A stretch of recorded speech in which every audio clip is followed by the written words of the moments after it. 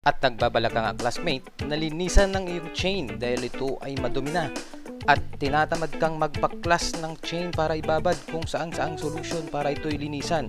Sa ngayong araw na to ay susubukan natin ang isang product na chain lube at chain cleaning agent para sa mabilisang paglilinis ng chain. At disclaimer lang sa iyo classmate, ang ituturo ko ngayon ay kung paano ang mabilisang paglilinis ng chain. At baka mamaya mayroon na namang magko-comment, hindi naman masyadong nalinis yung chain mo eh.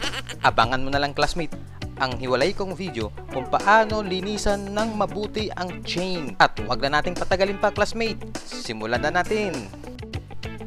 At ito nga classmate yung sinasabi ko sa iyo, ito yung chain lube. So nakasulat po dito, Super Lubrication Extends Chain Lifespan Chain and Wire Pope Lube. At ito naman isa classmate, Chain Cleaning Agent. Ito yung ipanglilinis natin sa chain.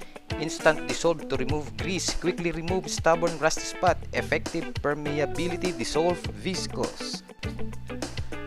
Siyempre bago tayo magsimula, kailangan natin classmate ng wire range na mayroong sukat na 8mm at 10mm. So, ang gagamitin lang natin dito, classmate, alam ko ay 8mm lang. At kailangan rin natin ng cleaning brush. Kung wala naman kayong ganito, pwede kayong gumamit ng lumang toothbrush. At syempre, hindi mawawala itong ating pamunas. Hindi naman totally kailangan malinis na malinis yung pamunas mo. So, kailangan natin itong pamunas na ito upang linisan mamaya ang ating chain. So ngayon sisimulan na natin classmate na baklasin ang mga dapat baklasin. Tatanggalin lang naman natin yan classmate itong chain cover at yung engine sprocket cover ng ating motor.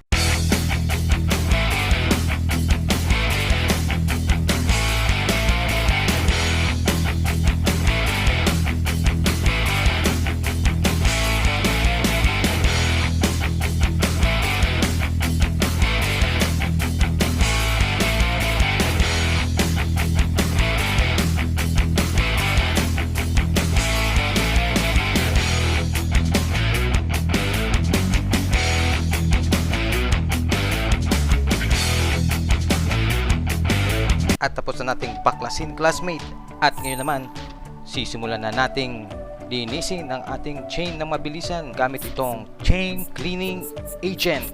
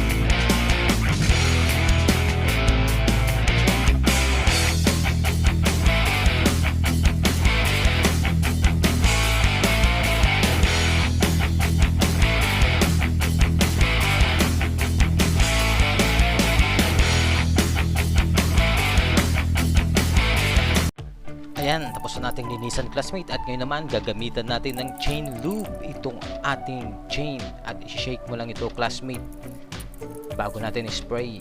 I-spray mo lang classmate sa buong kadena at hayaan po itong nakababad ng 30 minutes bago ka babiyahe.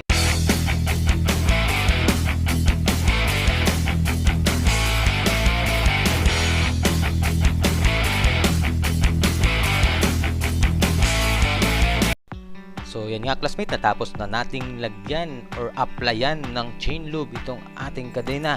At ayan nga classmate, nilagay ko na ulit ang kanyang chain cover at ang cover ng engine sprocket. Mamaya classmate, ibabiyahe natin ito after 30 minutes. Bye bye!